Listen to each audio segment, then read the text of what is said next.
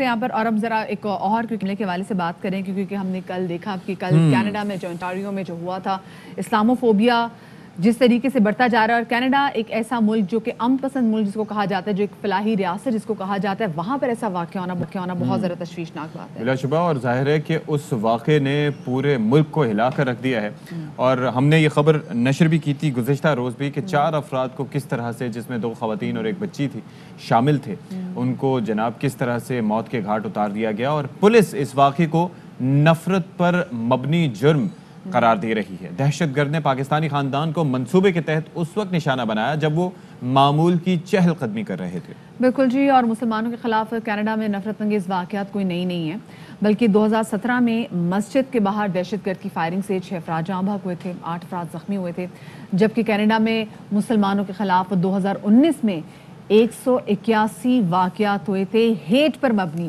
جبکہ 2020 میں 166 نفرت انگیز واقعات رپورٹ ہوئے ہیں، اور کینیڈین وزیر اعظم کہتے ہیں کہ نفرت انگیز اور نسل پرستی جیسے واقعات کے لیے کینیڈا میں کوئی جگہ نہیں ہے۔ ساتھ میں ان کا یہ بھی کہنا تھا کہ اسلاموفوبیا کو روکنے کے لیے ہر ممکن اقدام کریں گے۔ 3 generals of the Afzul family, Salman, Madia, their children Yumna and Fayaz, and their grandmother. Their lives were taken in a brutal, cowardly, and brazen act of violence. This killing was no accident. This was a terrorist attack motivated by hatred in the heart of one of our communities. We'll continue to fight hate online and offline, which includes taking even more action to dismantle far-right hate groups. And we'll continue doing everything we can to keep communities safe. وزیر اعظم عمران خان نے اپنے tweet کے ذریعے کہا کہ دہشت گردی کا واقعہ مغربی ملکوں میں بڑھتے اسلام فوبیا کی عکاسی کرتا ہے۔ عالمی برادری کو اسلام فوبیا سے نمٹنے کے لیے حکمت عملی بنانے کی ضرورت ہے۔ قومی اسمبلی سے خطاب میں وزیر خارجہ شاہ محمود قریشی نے کہا کہ یورپی ملکوں کو اسلام فوبیا کے بڑھتے ٹرینڈ کی طرف توجہ دینا ہوگی۔ انٹاریو کینیڈا میں ایک افسوسناک واقعہ ہوا جس میں 5 افراد ایک پاکستانی کینیڈین فیملی کے متاثر ہوئے، 4 شہید ہو گئے، اور ایک بچہ جس کی عمر 9 سال ہے وہ زندگی اور موت کی کشمکش میں ہے۔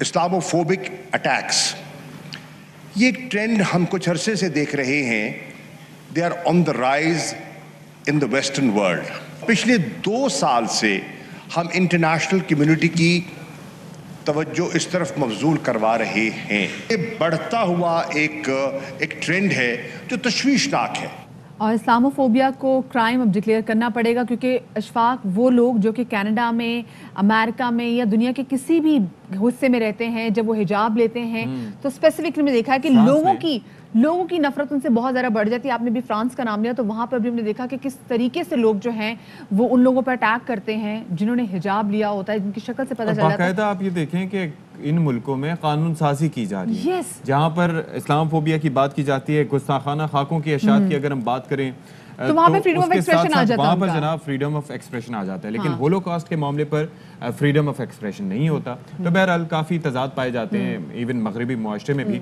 تو اسی پر بات کرنے کے لیے جو واقعہ ہوا کینیڈا میں، پاکستان کے سفیر رضا بشیر تارڑ صاحب ہمارے ساتھ موجود ہیں۔ آبویسلی رضا بشیر تارڑ صاحب، یہ بڑا آپ لوگوں کے لیے بھی بڑا ایک افسوسناک وہاں پر سچویشن رہی ہوگی، اور آپ لوگ ظاہر ہے کہ ان فیملیز سے کنیکٹڈ بھی ہوں گے، اس فیملی سے جو کہ متاثر ہوئی ہیں۔ تو یہ بتائیے گا کہ جو انویسٹیگیشن اب تک ہوئی ہے اس میں ابھی تک کیا چیز سامنے آئی ہے؟ اس میں ایک 20 سالہ نوجوان کو حراست میں لیا گیا ہے جو ملزم ہے اس واردات میں، اور یہ اتھارٹیز کی طرف سے یہ بات سامنے آئی ہے کہ یہ ایک اسلاموفوبیا میں روٹڈ ایکٹ آف ٹیررزم ہے، ایک ہیٹ کرائم ہے، اور اس میں یہ ہے کہ بچے کی جہاں تک سوال ہے ریلیٹیولی اسٹیبل ہے، جو ہمارے پاس لیٹسٹ انفارمیشن ہے، فریکچر وغیرہ ہوئے ہیں، ہی ریمینز ان سیڈیشن، اور باقی یہ ہے کہ تحقیقات ہو رہی ہیں۔ کچھ یہاں پہ ظاہر پریویسی کنسرنز وغیرہ کی وجہ سے بہت زیادہ فیکٹس اس میں نہیں آتے پریس میں، لیکن ہم انفارمل مینس سے بھی اس کو مانیٹر کر رہے ہیں۔ ہم کمیونٹی ریپرزینٹیوز کے ساتھ، ان کی فیملی کے ساتھ بھی ان ٹچ ہیں، اور حکومت کو بھی ہم بالکل ریئل ٹائم میں ان کو ہم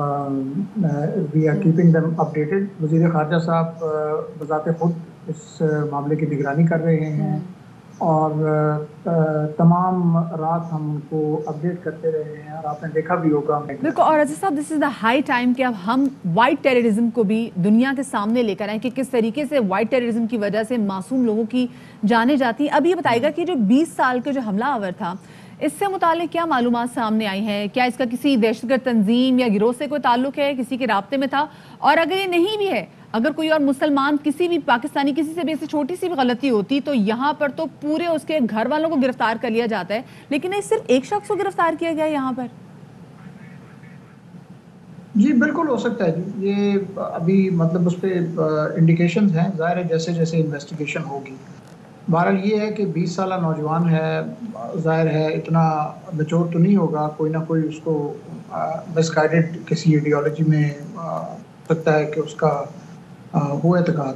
آہستہ آہستہ اس کے بارے میں چیزیں آئیں گی، اور پھر یہ اگر یہ ایک کوئی بڑی سازش ہے تو اس کا بھی پتہ چلے گا. اور اللہ کرے کہ بڑی سازش نہ ہو، کیونکہ اس سے پھر اگر کوئی ایسا آرگنائز طریقے سے اگر کوئی سسٹمیٹک قسم کی ایک ریشل پروفائلنگ یا ریلیجس ایتھنک پروفائلنگ کر کے اگر اٹیک کرنے والا معاملہ ہے تو یہ بہت ہی جو ہے ڈیوسٹیٹنگ ہوگا جی، کینیڈا کے لیے بھی، اس کی ریپوٹیشن کے لیے بھی، اور یہاں پہ جو جنرلی انٹرفیتھ ریلیشنز ہیں اور جو انٹر کمیونٹی جو ہارمنی ہے اس کو دیکھ سکتے ہیں.